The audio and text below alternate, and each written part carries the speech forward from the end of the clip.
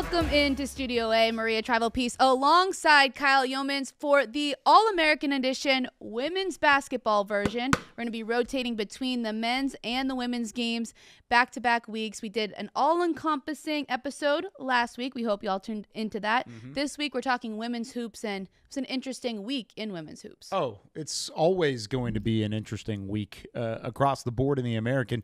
Top to bottom, this is a conference that is trying to work their way into a two-bid league. Right now, according to bracketology on ESPN, it is a one-bid team. One-bid league. UTSA would be a 12 seed at the moment. I completely disagree. Could not disagree more. This is a league with two, maybe three teams that are good enough to work their way into that top 50, top 55 of the net rankings. You've got North Texas and South Florida that are right up there in the conversation with UTSA. And so these games are crucial. Going down the stretch and getting closer and closer to March.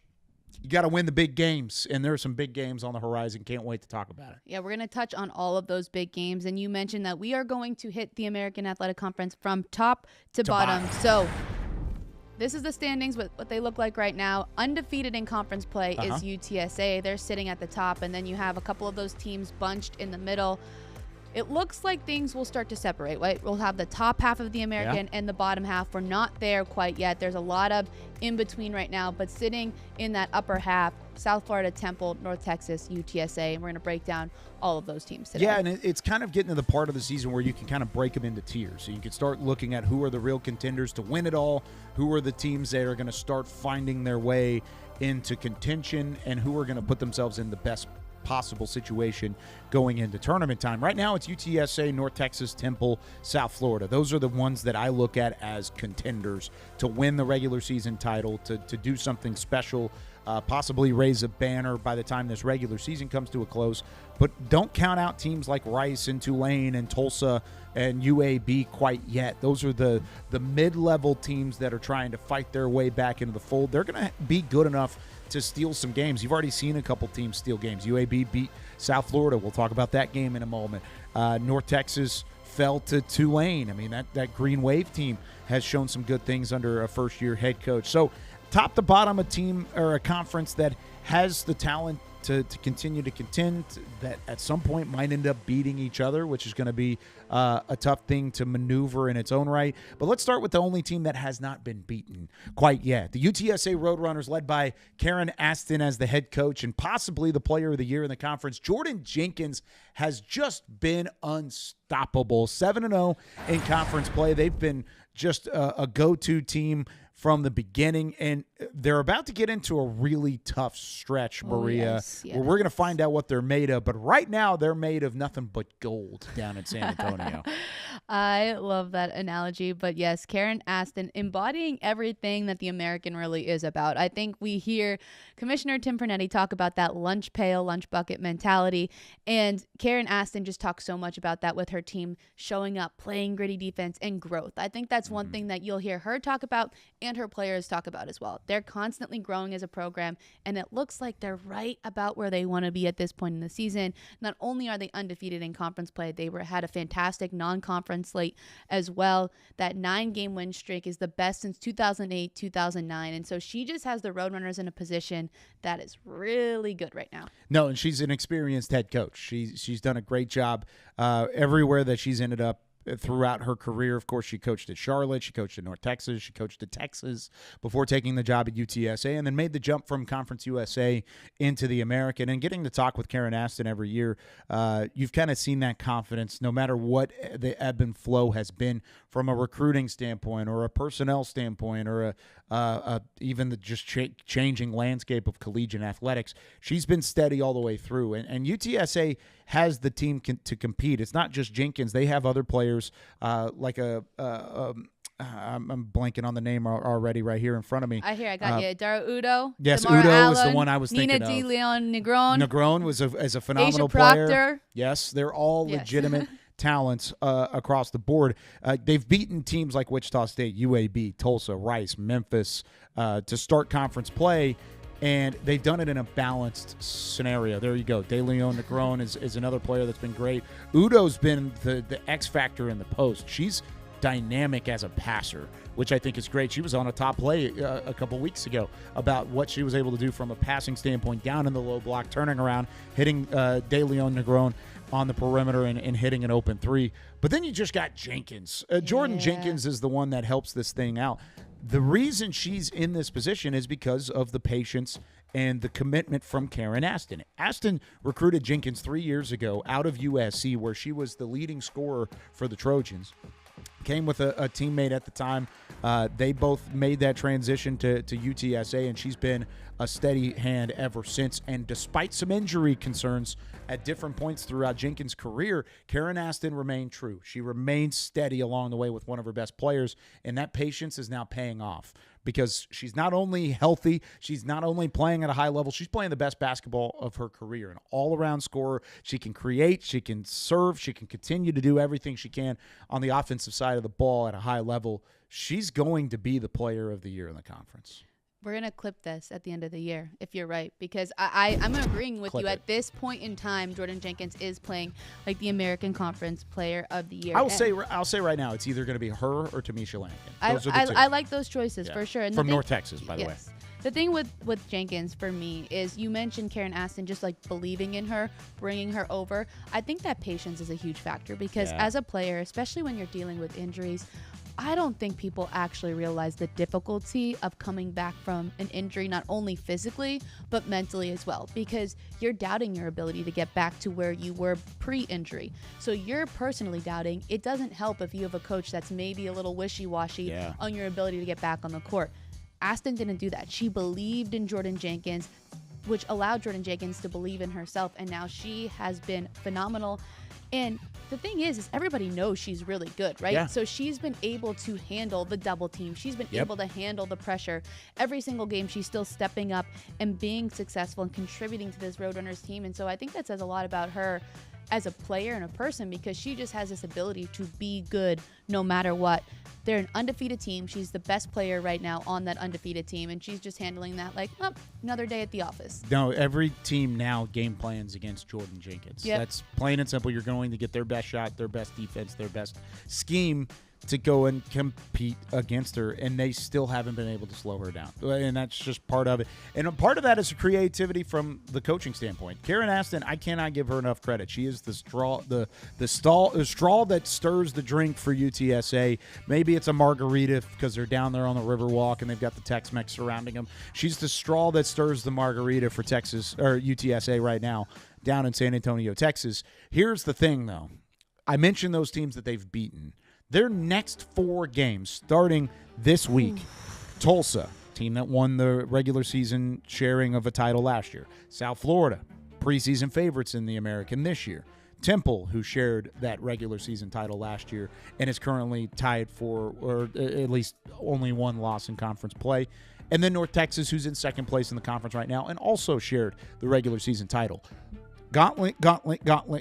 They have got a tough schedule coming up over these next couple of weeks, and they've got a huge weight on their back of trying to make it happen and continuing the 7-0 run. They're going to get the best shot from everyone now. Absolutely. Plain and simple. Oh, 100%. And Gauntlet is the best way to describe that. And, you know, when I take a look at all of those teams, I think I look at it, it reminds me of similar to like Memphis on the men's side. Mm-hmm. We saw Temple men upset Memphis, and it's the same thing with them is they're getting everybody's best game. UTSA on the women's side right now is getting everybody's best game. We even saw Memphis on the women's side give them a game, who's right now at the lower part of the probably conference. Should have won that game. Yeah, there were a couple mistakes late, and Memphis had a late technical on a rollback down the floor that probably shouldn't have put UTSA at the free throw line, and if they don't do that, Memphis might win that game, and then all of a sudden we're talking about 3-1 lost teams at the top of the standings. And I think the thing, though, with UTSA, though, is they're very well aware of that, right? They know that they have the target on their back, and I was looking at a press conference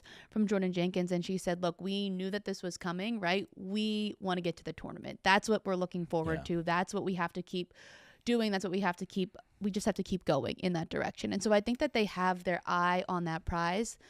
And I think that's going to help them in this next gauntlet of games. But I think it's going to be a big test. And I'm excited to break it down then with you when they're finished with that gauntlet to kind of see, all right, where does UTSA stack up against these other teams that are really good in the American? Another team inside the Lone Star State that you have to keep an eye on when talking about the American is the North Texas Mean Green. A 6-1 start to conference play. It's the third time they've had it in program history, and it's the second straight season they've done so. The other time in in North Texas history that they've had this much success to start conference play was back in the mid-'80s. So it was nearly 40 years in between year one and year two, or year two and year three now, of having a 6-1 conference. Starting to talk about the North Texas Mean Green, we have their official analyst on the ESPN side of things, Brian Burton, joining us now. Brian, great to talk with you. Love getting to work with you on these North Texas games. And, of course, you've got a great mindset whenever it comes to the conference, the nation as a whole. And this North Texas team is turning heads again. They did so last year in the first year of Jason Burton as head coach. This year might even be more significant with the way that they've started. Yeah, very well could be. And thanks for having me on. Excited to talk some hoops and love working with Kyle as well. So, yeah, I think this team's a little bit different. I think they've had more adversity in a different way than maybe last year's team, from the offseason to players maybe not being in uniform, whether it be from injury or whatever reason, and then having some players sitting out. So they've had up to 4 starters either out for the season or out for a game in long stretches. And I think it was kind of in the balance. What's going to be the identity of this team? And from really the Tulsa game on, Kyla Deck was a starter leading them in minutes. She was out that game with a concussion, and then inserted former starter Jacques Lamore to the lineup. And from that point on, this team has really taken off. They found a second leading scorer. She's now top 10. Jacques Lamore is, along with preseason player of the year Misha Lampkin, who's number 5 in conference-only stats for scoring. So they have a great scoring punch. They have up to 6 players that have averaged double figures either in conference play or on the season. So they actually can score, but they're one of the best defensive teams in the conference as well. And I believe conference only, they're leading the league in rebounds. So they're playing at a high level, and this year's team, surprisingly, although not as talent abundant as maybe last year's team was with the newcomer of the year and the 6th woman of the year and 2 first-teamers, this team may even be better in the long run. Okay, so that was going to be my next question, is the way they've been playing is probably more complete basketball despite missing Deani Robinson, who was the 6th player of the year last year. You mentioned her. Desiree King was as another player. Colonel, Desiree Colonel as another player that was one of the players to watch last year. Tamisha Lampkin stepped up in a big way. You get those transfers that you mentioned with Kyla Deck, despite her being out of the fold due to the concussion protocol. Why is this team playing such a high level of basketball, top to bottom, when they've gone through so much adversity and come out on the other side? Yeah, that's a great question. I think the hardest part of recruiting right now in college basketball is retention, bringing back great players. And their whole starting 5 has played together really for now. This is their 3rd year playing together. Now, they all haven't started and played these same roles, but I think it speaks to the culture of the program. I think it speaks to the player development. It speaks to the staff to be able to retain these talented players. And they've all experienced winning the championship. They know what that feels like. And then, again, you have a preseason player of the year type of player in Lampkin, and you have this many starters coming back. Yeah. I do think it bodes well for you. And, I think the battle-testedness, you just never know how a team's going to handle adversity, right? Everyone has preseason picks, and you have all this different recruiting talent that people bring in, but you never know how it's all going to come together. And I think this particular team has responded really well to adversity. They have a great cohesive unit, and kind of that power in less numbers and less depth has made them even more impactful. And then now that they've gotten Kyla Deck back and some of their younger players and new players have developed off the bench, they've kind of getting into some of their best basketball, which is really what it's all about. We saw Rice last year. They lost 5 in a row, and then they won 4 in a row to go win it. So UTSA was playing great basketball last year at the end of the year. They have a ton of retention, and now they're leading the league. So I think that retention plays a big factor, and then, again, how you handle adversity. So this team's been able to handle that adversity, as you said, and you mentioned the retention, but there are the newcomers and there are some new faces. So you say that this team is cohesive. What's allowed them to be cohesive, especially with all those different people in the fold? Yeah, I think again, you go back to like the familiarity, right? A new head coach comes in with all these ideas, this Yeah. premium gas only concept, but then you have success, and then when you have success, it kind of creates and breeds more success. I think they had a really good offseason. But I think again that the staff retention was big too. They have everyone back from the staff from last year, which again for college basketball fans, they may not think that's as big of a deal, but you look at the men's team on that side and they're playing some of their best ball too, and they have their entire staff back. So it just creates this cohesion, this clarity. You look at the players that have developed in the program, the Desiree Wootons, significantly better, Ariana Hardaway, significantly better, Anaya Johnson, all the players that returned from last year, so much better. You see Shadeja Brackens starting to play pretty well as well, and there's a Sports Center top 10 play right there that we got to call. That was a fun moment, but I think the combination of that and then the newcomers settling into their roles and understanding what is expected. You know, Shania Price made some big free throws against South Florida. I mentioned Shadeja Brackens had a monster game against Rice in some needed moments. Jalen Talley makes this three here in a big moment against Rice. So they're starting to get contributions. Kyler Deck was a starter. Now she's coming off the bench. So I think this team is unique in the fact they are gritty. They are a hard hat defensive-minded team, but yet they're still number 2 in conference-only stats and field goal percentage. They're number 2 in block shots. You know, they have 2 top 10 scorers. So they have this balance of being, as Kyle, you mentioned, an offensive team, but yet a very defensive-minded team. And I think that defensive rebounding number being number 1 in the league, that allows them to play so fast that they like to play in transition. And then, again, they're doing things like this, the pick sixes that get them easy points. I'm sure we'll talk a little bit more about the defense, and you mentioned a bunch of those players that have contributed to this Mean Green team, but I want to talk a little bit about Tamisha Lampkin and what she has meant to this North Texas squad, and you talked a little bit about her growth. What do you think's contributed to that? Yeah, I think, again, kind of just maturity. You know, she just turned 23, so that pays off a lot when you're that much older, and she's been in school now at North Texas. She's never moved. She's been there for a long time, but she has a different responsibility off the floor. She has a son that's a big part of her life and a big part of her responsibility. So she's not a typical college student. So that in itself, but I do think she's really stepped up big. And I think Desiree Colonel was more of the kind of Batman, if you will, last year. And Misha was kind of more in the Robin role. And now she has to play that Batman role. And I think the part she's grown from preseason is she's getting way less foul trouble. The Rice game, the fact that she didn't foul she didn't foul out she played every minute of the game. She played 40 minutes. She didn't pick up a foul the entire game. She's making her free throws at a high percentage, which is huge. North Texas is number 2 in the conference and conference only stats for free throw percentage. So they're making their free throws. They get there at a high rate, but I think she's playing more of a full game. Last year, you just saw these spurts where she'd score 10 points in a row or 10 points in, a quarter, and you'd have these big outbursts. And you saw that early this season, but I feel like her focus is more a 40-minute focus, and you're also seeing her develop as a passer. She's playing away from the basket. She's turning the ball over less. So I think just an overall maturity, and she's getting comfortable playing in this kind of Batman role. And she's not chasing numbers. I think, to be a top 5 scorer as a preseason, she doesn't care where she finishes. She literally just wants to win. And I think that's a huge thing in this day and age of college basketball. Again, to have that retention, for her to come back was the biggest recruit they could get. And then her continue to develop and really just sell out for whatever it takes. She wants to win another championship. She experienced the Rice loss last year and some of those things that the UTSA losses. So she has some of these games circled, and she's very motivated to lead her team by example. So you mentioned premium gas a little bit there. This is the second year of Jason Burton's tenure. This is the second year of North Texas in the American. Some people have heard it before. If you've watched a North Texas women's basketball game, you've probably heard that term. You've probably heard, if you're even looking at some of the social media, you've probably seen it somewhere. What the heck is premium gas? And can you please explain it for those who may not have known it to this point? Yeah, the analogy that Coach Burton would give is his dream car. He'll give the example of his dream car. I'm forgetting what it is.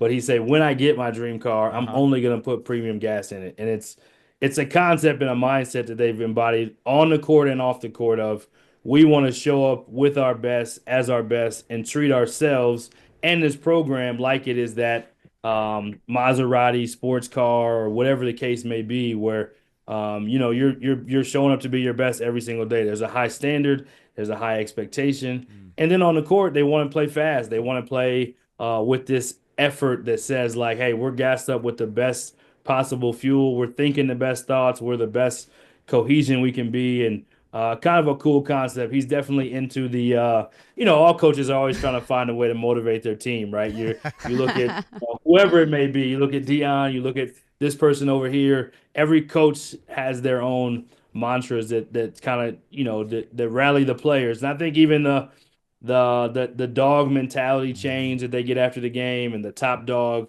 all those little things that create buy-in and celebrate players doing the things that they want to embody as a program, I think is pretty smart, and you got to find creative ways to celebrate with these kids these days to keep them engaged too. Maria's engaged. She loves it. I am. So, I love a good mantra, a good analogy. Give me all of them. I will. The top dog chain would look good on you, by the way. I would run through a brick wall for a top dog chain. Like, I am putting that out there. I need that in my life. Maybe we should bring one on All American. I'll be in North Texas. I'll be in Denton this weekend, Brian. We can make it happen. All right. We got to get Jason on the phone. We'll get it. We'll get a top dog chain over here. We'll make it happen. But you got to earn it too. We can't just give it to you. Okay, so what do I need to do to earn the top dog chain? How about have a great broadcast on the men's game Wednesday, the American Showcase, Temple, North Texas. You have a great sideline reporting broadcast. We'll give you the top dog chain. How about that? Extra motivation. I got to get permission. Remember, I'm not a decision maker here.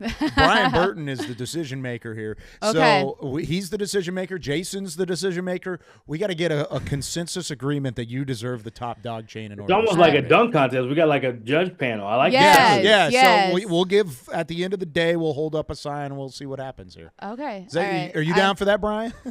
I'm definitely down. You got to embody the dog mentality, though. You can't just be like you got to be in there really confident, have some fun. I got this. I'm ready to rock and roll. I'm mentally going to prepare so hard for this game. Good. I mean, I usually do that anyway, but to a different level. I want that top dog. Dogs chain. take it to a new level. Whole new level. There it is. Brian Burton joining us here. Brian, where can they find you as you continue your analysis? Because you're not just on the North Texas side of things. You cover basketball across the country. Yeah, so social media, I've kind of been taking a little bit of a break on that this year, not as active as normal, just trying to really lock into it. But Coach Burton 13 is the easy place to find me. And North Texas sidelines for the women's basketball. You can catch me sometimes on some SMU or some Mountain West broadcasts as well. And you never know, could be coming to a game near you soon. So it could just be on your local game coming soon. Check your local listings. A game near you. Exactly. That's awesome. Brian, thanks for taking some time here on All American. We'll talk to you soon. Yes, thanks for having me. Here he goes. Brian Burton, he's incredible. He always has a great temperature of what's happening around him, whether it is at SMU or Mountain West action or North Texas as well. He's got a great connection there in the building and certainly uses it to his advantage. One thing that he talked about was the offensive prowess and having the North Texas side of things, just taking it to another level with players like Tamisha Lampkin and Ariana Hardaway and some of their other key pieces. The one thing that sticks out to me, and I know you've picked up on this because we've talked about it off air, the defense has been vastly improved from this year than it even was during their championship run in the regular season last year. Well, and I think that's what you're looking for as a coach, right? You don't win the tournament last year, you're close. You have a great season. We talked about those numbers, the things that Brian Burton, see, I'm going to get confused. The things that Jason Burton has done at North Texas in just his short time there. But as a coach, you're constantly looking, okay, what's the next thing that we can do? It doesn't have to be anything huge, just small little adjustments. And I think the defense has really stepped up in a big way by just making minor adjustments, just being a little bit tougher. And you heard Brian say all of those different stats in which they're at the top of the American Conference. And I think you make those small little adjustments, and that's why you're 6-1 in conference play. Well, and I think when you're looking at North Texas defensively, you've gotten to know them by the post play. Desiree Colonel last year, just a stretch four who could play up and down the floor and was very quick to run with the basketball. That's why they averaged 70 points per game last year and did so pretty much with ease. Tamisha Lampkin, still a presence on the low block down there for North Texas. They're both great players, and one of them still there, one of them has graduated. the additions that you've had with Kyla Deck. She was all WAC defensive team with Stephen F. Austin last year. Makes the transfer over. She's one of the best on-ball defenders in the conference, and she's helped elevate the sophomore Desiree Wooten's defense to a new level too. So you could argue they have two of the best on-ball defenders in the entire American. Then you look down low, you still have Tamisha Lampkin and what she can do from a shot blocking, a misdirection standpoint, a post-presence standpoint, and then you add in the other factor of another 6'2" forward in Anaya Johnson, who's had a great season defensively, starting to take a step forward offensively. As long as they stay out of foul trouble in the post, it allows for the guards to play at a high level and be a little more aggressive up at the perimeter, and it is basically 4 out of the 5 players on the floor, you've got to find some way around it. And they're going to go mano-a-mano. They're not going to double team a whole lot. There aren't really a ton of players. I think maybe Jordyn Jenkins is the only player that I would double team with North Texas at any point this season. That's just because of her versatility in her own right. North Texas is a legitimate problem. Let's just say it as 100%. Is. They're a problem. Yes, and you kind of touched on it. You mentioned all those players and the way that they not only play well individually, but the way that they complement each other. And another team that's done that really well so far this year has been Temple. They're off to another really great start in conference play. Another team that was part of that three-way tie for first place in the American last year. Yeah, that's a good adjective. A three-way kerfuffle. Kerfuffle, I like that. 5-1 though to start conference play for the Owls. That's their best since 2016-17. So I think one thing that we're seeing a lot, especially on the women's side in the American, are these programs starting to turn the corner and creating a lot of competitiveness, especially at the top of the conference. I really like this team under Diane Richardson. They're another team that, I don't know, at the beginning of the year, people maybe counted them out a little bit, and I think they're playing with a bit of a chip on their shoulder. They definitely are. It goes back to what I said at the beginning of the show, but we're starting to see that the oil in the water, right? The oil in the what's the I don't even remember. No, you're right. Oil and water. Is it oil and water? There's a song. They just don't mix. Yeah, that's what it is. Yes. So you're starting to see kind of the separation here. The teams that are rising to the top and the teams that aren't necessarily they're in the bottom. Temple was the team that was kind of muddied up initially, and now they're at the top. And they're playing like it this year. A lot of people like you said, they were underestimated. Just look at the preseason poll when they were picked to finish 8th out of the 13 teams in the American. Yet they're tied for tied for second, and they're right there in the thought process with North Texas and South Florida. The one key there is they've lost to South Florida. They will play North Texas coming up next week in Denton. They're not going to be able to hide now. Right? The schedule is what the schedule is, and it's very backloaded for Temple. Not saying they haven't had quality wins. They've certainly had quality wins like Florida Atlantic, Tulsa, Charlotte, and they've really taken care of business.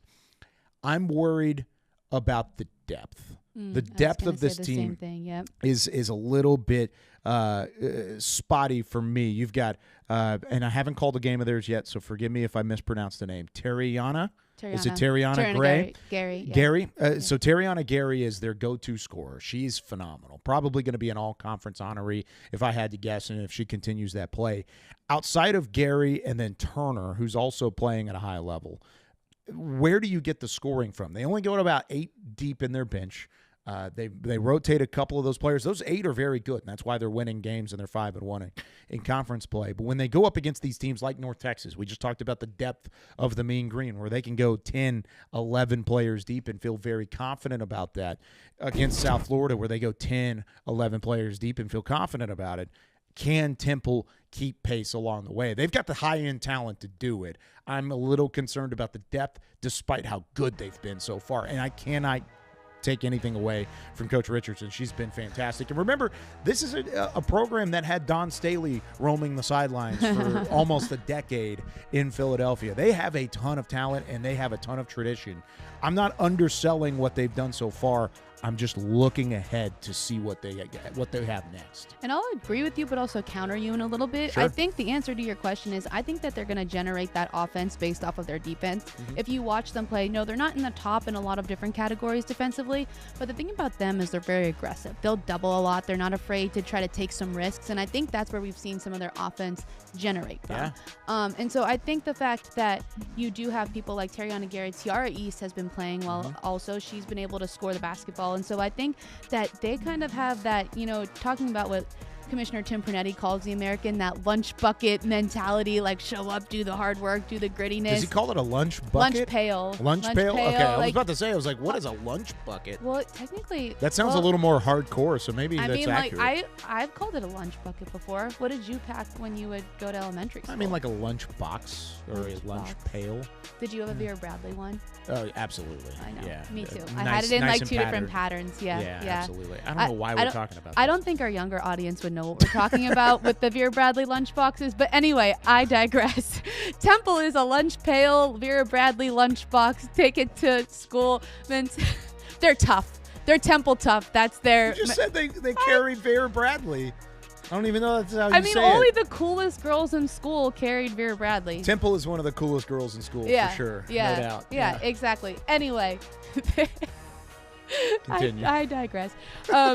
I just think they're incredibly tough. I think that, yes, they haven't played that more difficult part of their schedule yet, but I think the fact that they won the games that they're supposed to win, right? They lost to South Florida. I still think they're starting to score a little bit more. Nothing drastic, but when you look at those last 3 wins, they're all in the 70s, even the 80s. Before that, they were scoring in the 60s. They had that one outlier game against UAB where I think they dropped like 97. Yeah, they put a ton of points. It was insane.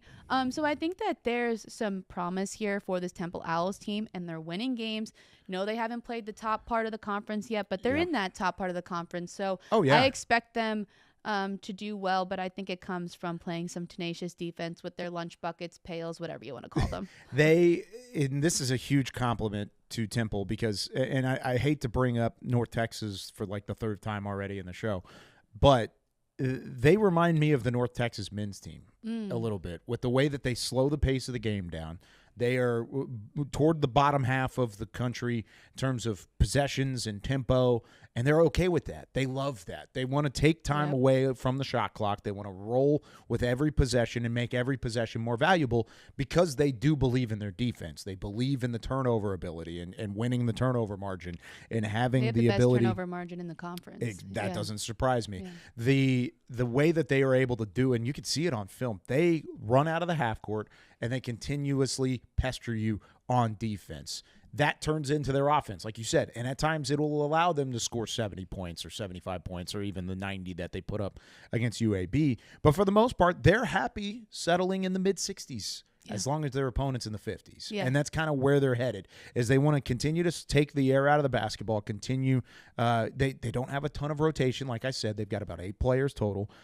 Their defense-first mentality, that slower pace of play, all kind of adds together to give them success and allows them to go shallow in their rotation. One player I would like to highlight, Jalisa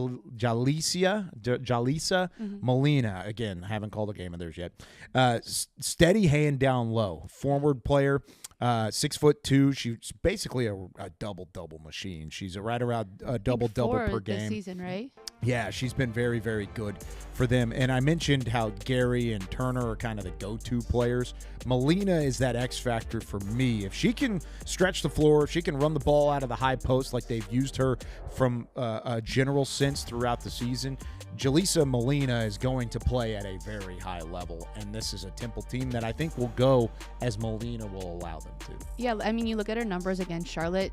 She's 5 for 5 on field goals. That's the first thing that stands out to me, in addition to, dropping 15 points. But as you said, she has the ability to not only do things offensively, she does a great job on the boards as well. And when you're talking about great defender, when you're talking about a great defensive team, you need somebody like Molina to help you out there. Especially in this conference. In this conference, you play against these highly athletic forwards like Tamisha Lampkin and Jordyn Jenkins that we've mentioned already. You're going to play against these super athletic, super skilled ball handling forwards, and Molina can handle that from a defensive standpoint. It's going to take Temple a long way. Now, I want to go from Temple to Tulane, a little bit of a switch. We're going from Philadelphia to New Orleans. I like what we've seen so far from the Tulane Green Waves. Of course, they're in a brand new opportunity. Coach Ashley Langford, first year with the program, returns home to where she played her collegiate basketball and already one win away from surpassing their entire win total from last year and one conference win above their entire conference win total last year. It's been a special season for for Tulane. And we talked about Jason Burton. They were the surprise. North Texas was the surprise of last year's American Conference.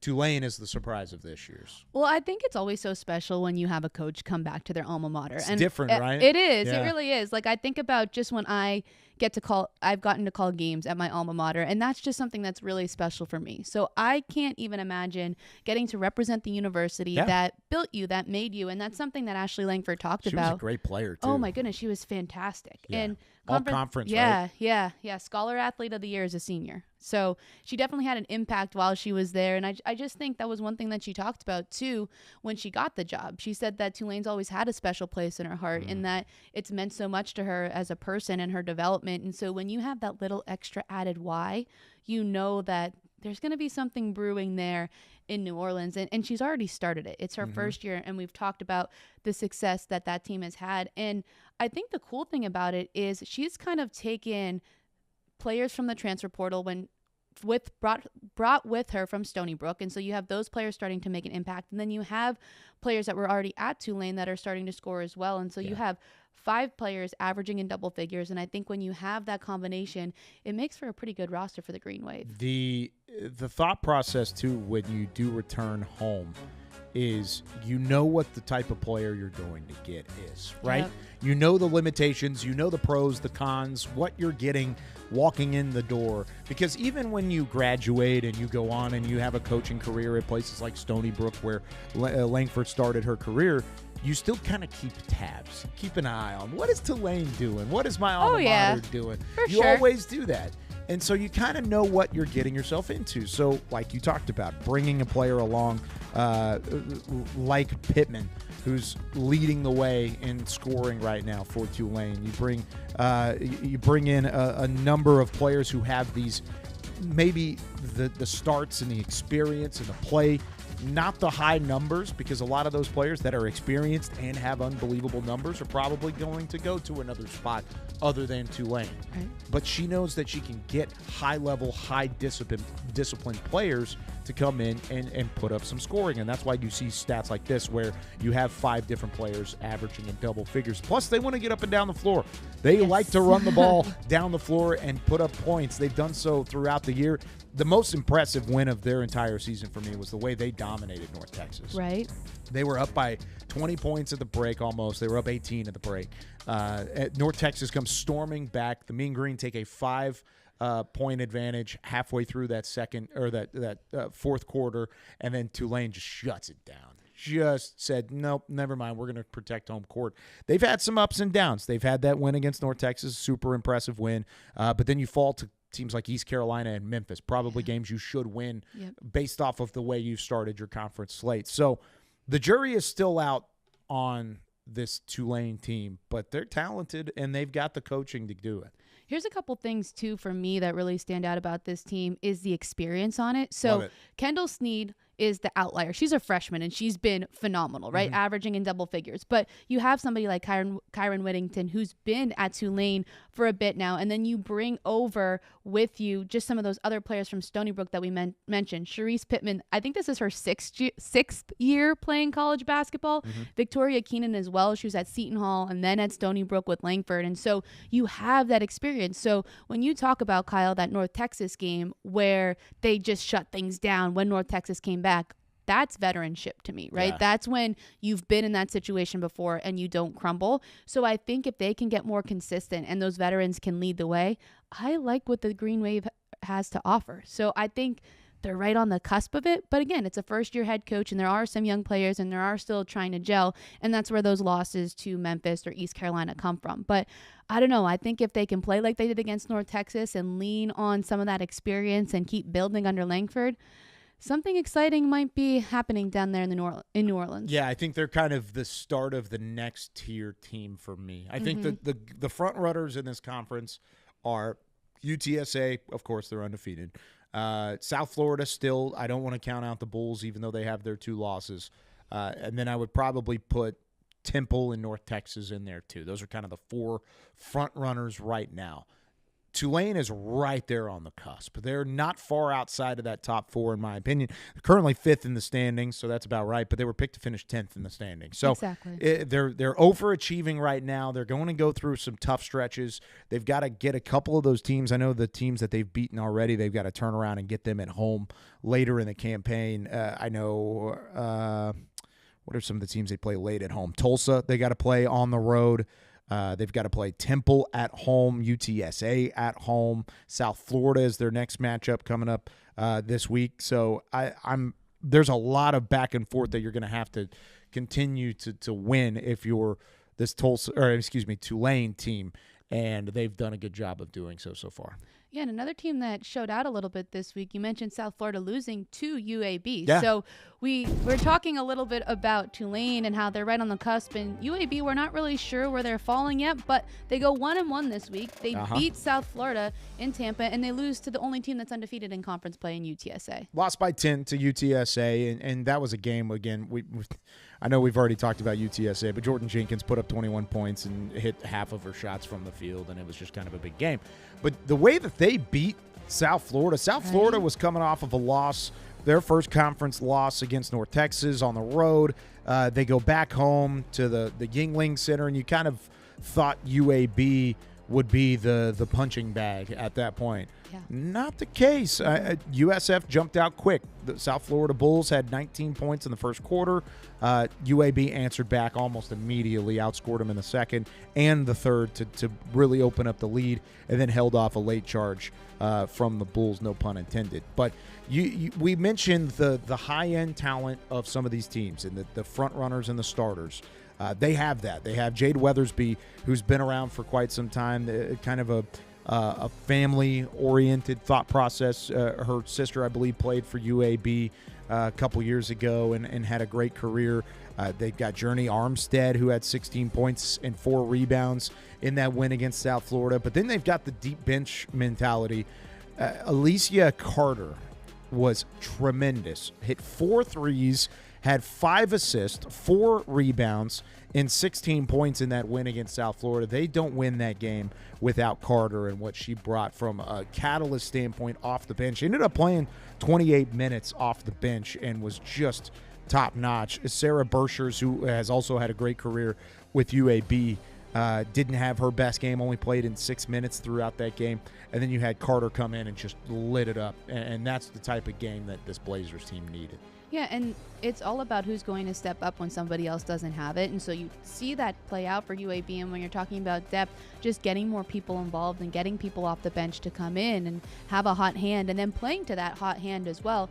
And I think the biggest thing that you see when you see somebody at the top of the conference playing one of these maybe middle of the pack teams right now, again, it's still very early. Yeah. We saw the way that the American women's basketball standings looked at the end of the season last year. Middle of the pack, the oil and water analogy, I don't know if that was applicable in 2023-24, but in terms of UAB, you're trying to figure out who are some of those go-to players when your top performers aren't hitting shots, aren't playing to their level, and you saw a little bit of that. Now, UAB's won their last 3 games after a little bit of a shaky, rocky start, so they could be turning that corner, and they're going to hope that they are moving into this next couple of games. I like you mentioned the experience from Tulane and kind of the cohesiveness. We heard that from Brian about North Texas. UAB has experience and cohesiveness. I mentioned Weathersby. I mentioned Burschers. They have some other players that have been around for a little bit as I look at their roster. Walsh has been there forever, and she's had a great career. I think that's going to be something that come tournament time, no matter what seed the Blazers are, watch out for UAB, because that's when your experience comes into fruition, when you got to win 3 or 4 games over the course of 3 or 4 days to continue your season and continue playing along. And they've got these seniors and these upperclassmen that have been around Birmingham for quite some time. Even Molly Moffitt, I know she's a Seattle native, but she's played for UAB the last couple of years too. So I'm interested to see how they'll respond through the back half of conference play. But right now, I've seen bits and pieces. That South Florida win was a high. You've seen some lows at the same time. Keep the steady hand of that experience and then ride it in a conference or into tournament time. All of a sudden, you might have a bit of a dark horse. And here's the thing with them. It's their record doesn't look like the UTSA undefeated or some of those teams at the top of the conference. Yeah. They're second in the American in scoring. Yep. They lead in field goal percentage. Mm-hmm. Third in three-point field goal percentage. Just look at some of those stats. The numbers They hit say a lot of threes. Right. The numbers say that they have the possibility of being a very good team. Now they just have to take those numbers and translate them into wins. And I think when you have that part of it kind of figured out, right? They're scoring the basketball. Can they translate it into tallies in the win column? Well, and they've won 3 of their last 4. Their next couple games are against Rice. That's a tough matchup, but a winnable game. At Wichita State, maybe a little reverse or a little revenge on the mind as Wichita State beat them earlier in the season. Then they go on the road against Tulane, East Carolina. I mean, this is a gauntlet of a conference. There's no easy days in the American. But you see the opportunity. If you can win 3 or 4 of these next 3 or 4 games, then all of a sudden you're up there in that same conversation, and you're helping pace things along, just like we talked about with those 4 front runners in the early going. From UAB to the team that they beat, South Florida, what do we think about the South Florida Bulls? I said it earlier. I haven't given up on them yet. They're so talented, I top to bottom. Yeah, I'm not really concerned. I mean, I know they lost to UAB. They lost to North Texas, but North Texas is a really good team. We just got done talking about that. Even the way UAB is playing, and they beat Duke. You don't beat Duke by accident. Duke. Yeah, you don't beat them by accident. I think they have all the tools. They have healthy players. I think there's even like Romy Levy coming off the bench at different points. I think the fact that you can even say that just tells you the caliber of players that they have on this roster. I think they just hit a little bump in the road. And for me, like this is my weird former athlete superstitious mind. Like, give me the losses now, because that means we're going to peak at the end of the season. Ramp up at the end of the year. My biggest anxiety as a player was when we would sweep a team in conference play. And then see them in the tournament. You had to see them in the you can't beat somebody 4 times, like in my mind. I mean, maybe you can, but you can, but it's really hard. So I remember like one of our rivals, like they beat us one of the conference series games. Good.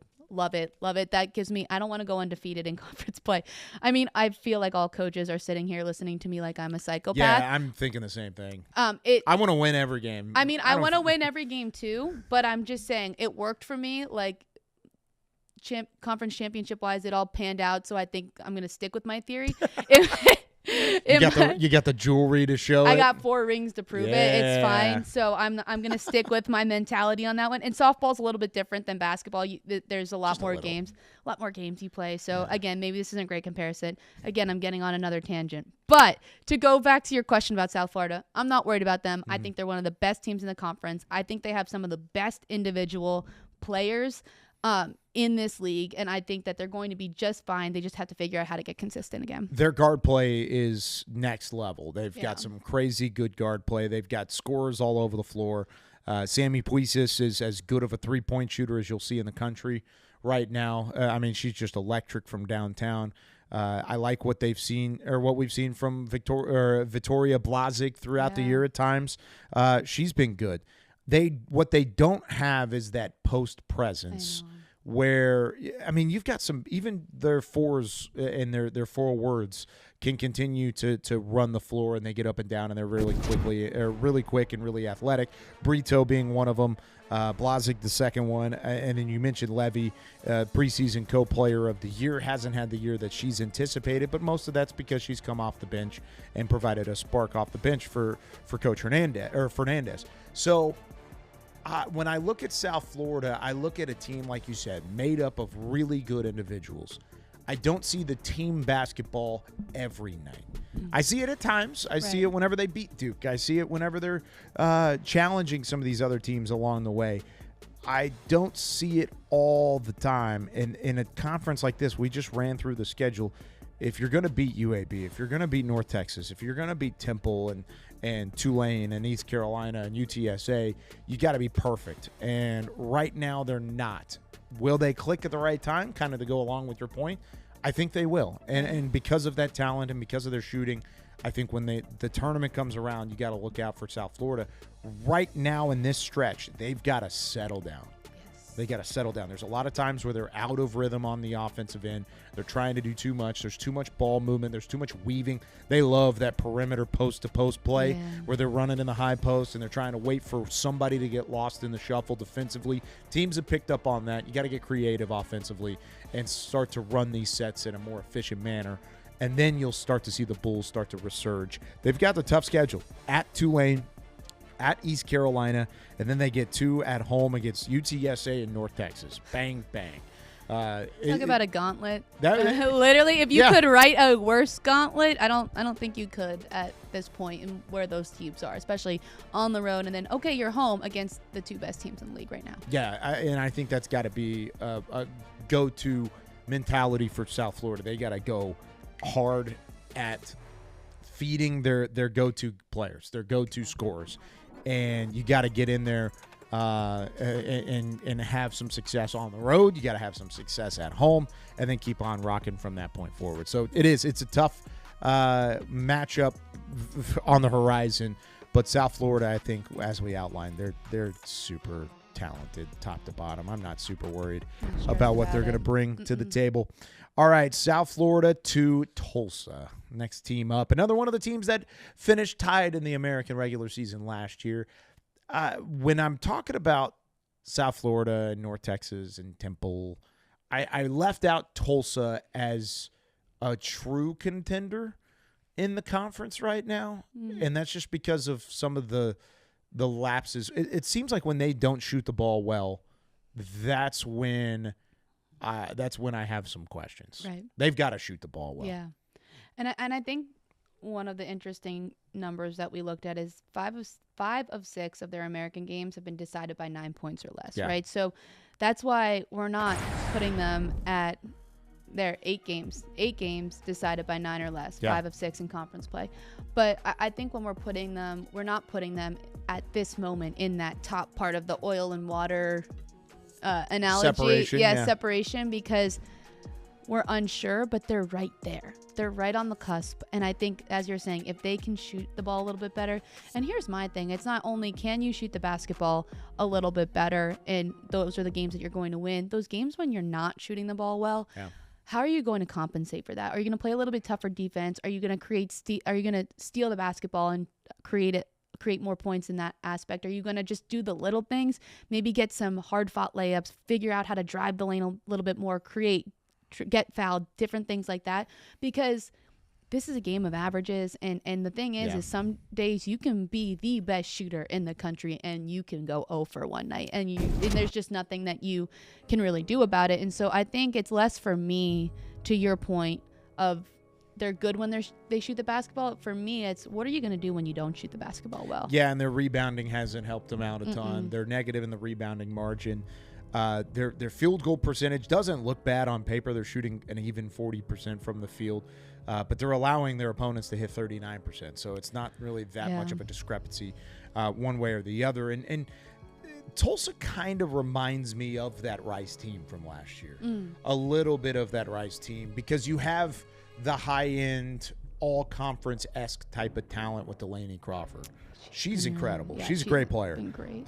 Outside of Tamisha Lampkin and Jordyn Jenkins, I think Delaney Crawford's probably my number 3 vote for player of the year, because she does a little bit of everything. You talked about what do you do when you're not shooting the rock well. She does it pretty much every night in, night out. And, oh, by the way, she only has 2 games underneath 10 points of total production. So usually she shoots the ball pretty well.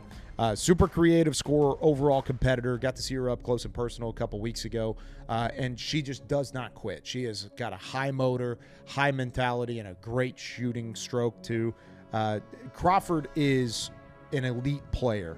Outside of that, they have to find some heady stabilization along the way, because it's been Elise Hill, it's been Maddie Cartwright, the other 2 leading scorers along the way, but neither one of them are consistent enough to really have confidence moving forward. Shoot the ball more efficiently.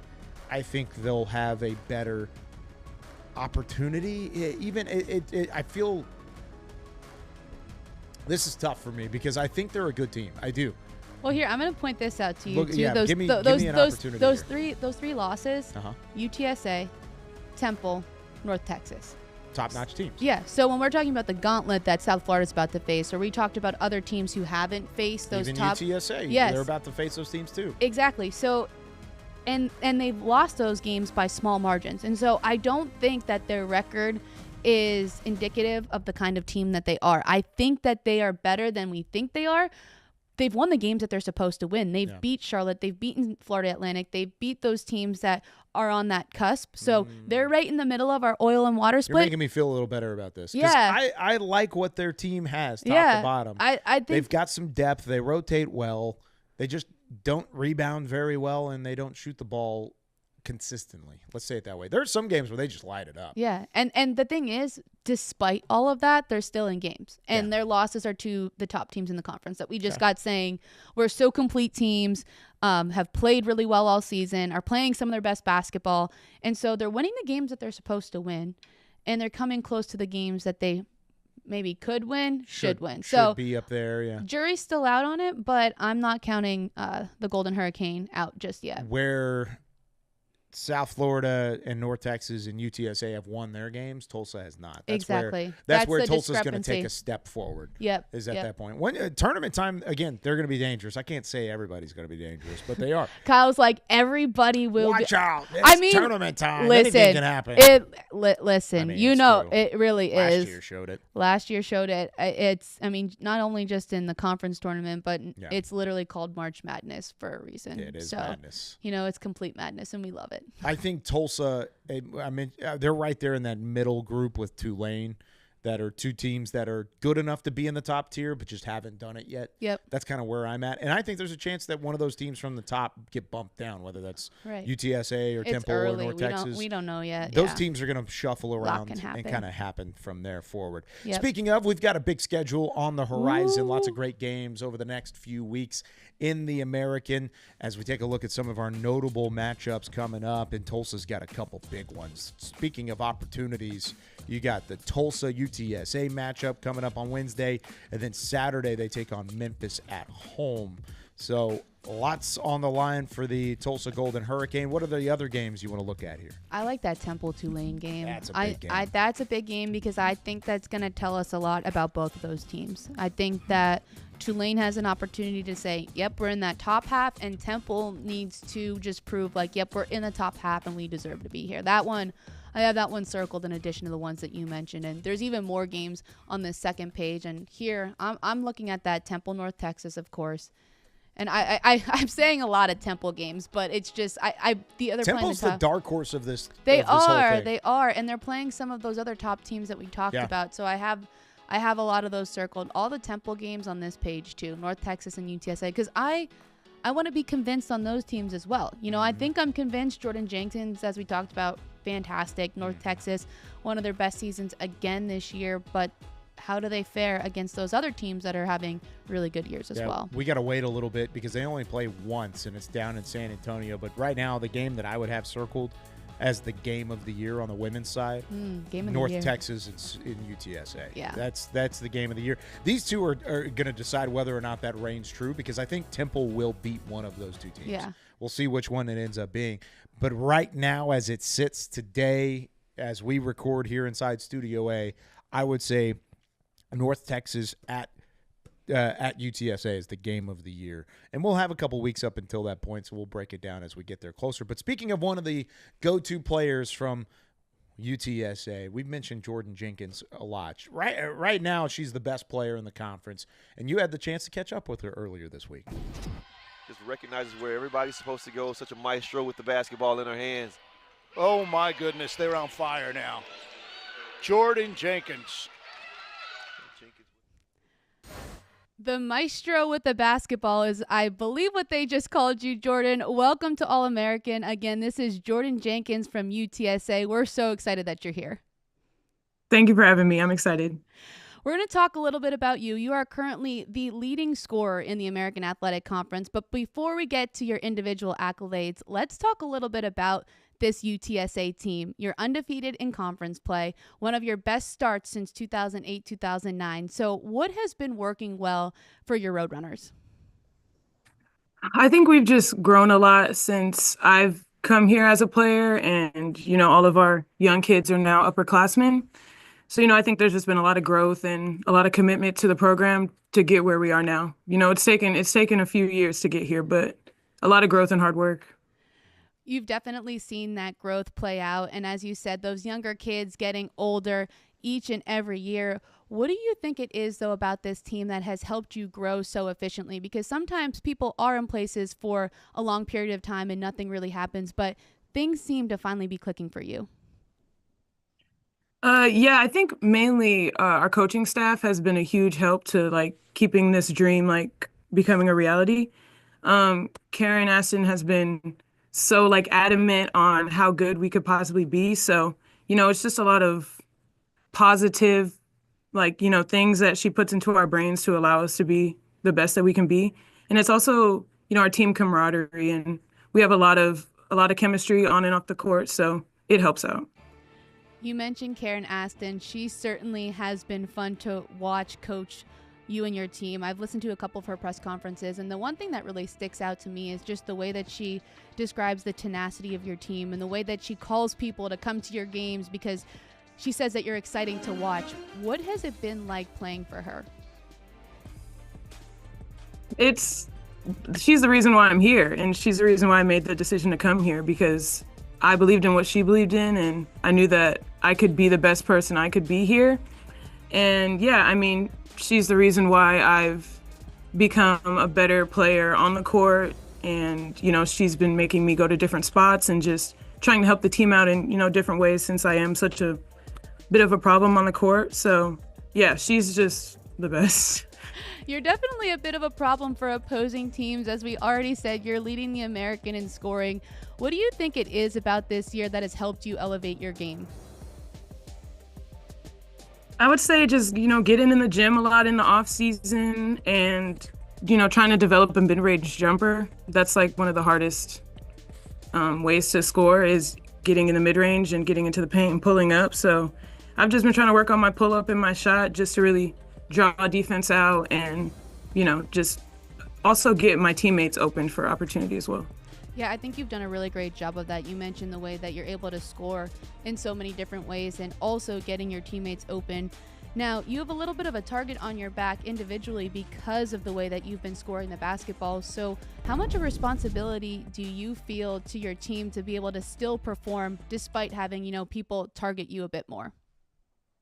Yeah, I'm just going back to the growth that, I've had to endure, and being a fifth-year senior, I'm used to the physicality and, people trying to take me out of the game. My teammates and even my family are like, last year you would have been mad, on the court or whatever. But, I get the bigger picture now, and I get what we're going for. So just trying to stay calm in those situations, whenever I'm getting doubled or, just trying not to turn the ball over, just making smart decisions. What is the bigger picture? We want to cut the net down, and, we want a championship. So that's all we're going for. I think that's a pretty good goal to have. Now, to be able to do that, you have to get past some of those tough teams in the conference. Obviously, you're sitting at the top of the American right now, but you have teams like South Florida, North Texas, who are also playing really well. So as you look ahead to those games, and I know most people, one game at a time, but as you look ahead to those opponents, how do you prepare for them? What do you think about in that sense?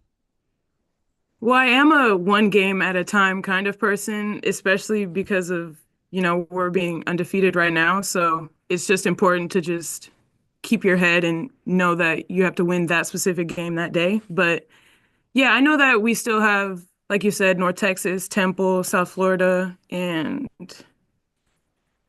Tulsa, who we're playing tomorrow. So those are 4 games that are going to be pretty tough. And Tulsa's the only team that we've played already. So we still haven't yet proved ourselves because we haven't played everybody yet. So we just got to stay level-headed and know that these teams are out to get us, and they don't want us to be undefeated anymore. So we have to want it more than them.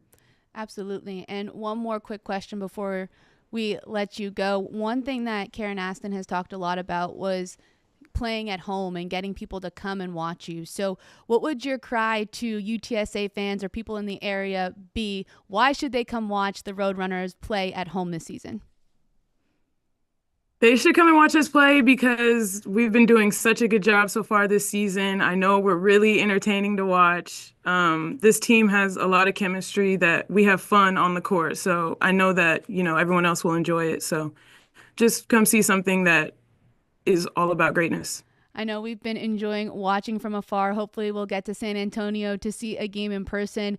Jordyn, thank you so much for joining All-American today. Thank y'all. Thank you. Always fun catching up with Jordyn Jenkins, one of the best talents in the American. And right now, my vote for Player of the Year. Nobody has asked me yet to give my vote yet. I don't know why, but we'll get there at some point down the line. One day. But she's been incredible, of course, averaging nearly 20 points per game, and you could hear the excitement that she has around what they're doing down in San Antonio. I think my biggest thing that I took away from her was just the growth that she talked about, not just for her individually, but for that entire UTSA team. And I think she gives so much credit to Karen Aston, and I think that was something that I really like to hear because I think we see it from the outside, right? I said it earlier in the show. Karen Aston is the reason this whole thing is working. Yep. And so she just has so much respect for her and what she's helped Jordyn with as a player, but also that entire team. So I'm excited to see what that UTSA team does as the season goes along. But we talked a lot about a bunch of different teams, and so now we get to have a little bit more fun and take a look at some of our top plays from the week. Let's do some of the top plays. Let's start things off in New Orleans. How about this? Tulane. We talked about their prowess on the offensive side of the glass. Behind the back pass, Ashley Langford has this green wave rolling as of late. That's Mabry who lays it up, but it was Sadie Shores with the push behind the back. An incredible pass, the vision, the awareness to make it happen, an incredible feed for the two. And the alliteration, Sadie Shores with the behind the back pass. And passing with perfection was something that was a big theme this entire week in American Conference basketball. This is Charlotte and Memphis. Giancarlo Rosado has the ball at the top of the key. He's got to get rid of it. How about a no-look to Robert Braswell? I think that one worked out pretty well. A little backdoor cut off of the short corner, baseline drive. He's sitting out there in the corner. He said, you know what, let me take off. And then the no-looker to make sure that the defense is pulled away and brought it to the perimeter. Really nicely done all the way through for Charlotte and the 49ers as they continue to fight their way through a rocky start to conference play. All right, how about this? Ariana Hardaway. I was on the call for this matchup. I was going to say, this voice sounds familiar. Yeah, I just might as well stop talking and let it take it all the way through. But that's Ariana Hardaway. Reverse lay-in. Did not touch the rim. Did not touch the backboard. It's a high-arcing Steph Curry-esque shot. This one actually landed on ESPN SportsCenter as the number 8 play of the day. I don't know how it's number 3 in this countdown. I don't know who writes this top 5. I don't know who writes it either. I don't know who does this. Yeah, but they it should have made it number 1. It should have been up there. Should have been higher, but that's okay. Ariana Hardaway and that North Texas team continue to roll. They get the big win over Rice. All right, let's take a look at what was number 2. That was above that Hardaway one, which, again, we don't know who makes these. I don't know who makes this. This was a top 25 upset. Shane Dezzoni over not 1, but 2 Memphis Tigers and the Owls walking away victorious in this one. Such a great play and a big victory for the Owls at home in a whiteout in Philadelphia. They have over 2,000 wins in their program's history, one of 6 programs to do so. They get it because of talent like Dezzoni, a returning player that they've had step up in a big way off the bench this year for the Temple Owls. They're going to have some fun this week taking on North Texas in our American basketball showcase. And we mentioned earlier, I had the opportunity last year to watch a lot of East Carolina, called a bunch of their games for the East Carolina Radio Network. RJ Felton is a dude. Here he is again at the buzzer to strike gold against Wichita State on the road. RJ Felton's about as clutch as they come. Contested 3, no problem. End of the clock, no problem. Buzzer sounds, he gets it. They make the Shockers walk the plank for the win. I loved that. Thanks. Walk the plank. That was good alliteration. Just a dude being a dude right there. He's a RJ. dude. Dude being a dude. Yeah. I think that should be a segment next year. Kyle's on dudes? Honor. Yeah. No, Yeah. I was thinking dudes being dudes. Oh, yeah, we can make that happen. But that's a dude. And a great call all the way through to just a buzzer beater at the win. We've seen some great buzzer beaters already here in conference play. You had the one earlier in the year with Adden Wright against UAB. You get RJ Felton here. You get a couple of different ones along the way. We've got a lot of hoops still to be talking about over these next few weeks. All right. We've got a game to go call. We do. Later today. American Hoop Showcase. North you Texas have to listen Temple. to us again. Well, we hope that you tune in. It's going to be a really good matchup against two of the top teams in the American. Should be a great crowd on hand. Winner basically takes over first place in the American for the remainder of the week. And you've got two teams that have some new head coaches, too. Coach Fisher, Coach Hodge, both in their second year. This is going to be a fun one. Join us tonight, ESPN Plus, the American Hoops Showcase. It'll be myself, Maria Trivelpiece on the sideline. We've got Heckma Harrison on the call with me as well. It's going to be something you won't want to miss. Great environment inside the Super Pit, North Texas Temple in Denton. But we appreciate you joining us here on a women's hoops edition of All-American. We've got plenty more of men's hoops to talk about next week as we now rotate back and forth week to week here on All-American and from Studio A. For Chris and Zach in the back who do a phenomenal job getting us on the air and making us look good. For Maria Trivelpiece, I'm Kyle Youmans. We'll see you next week with more All-American.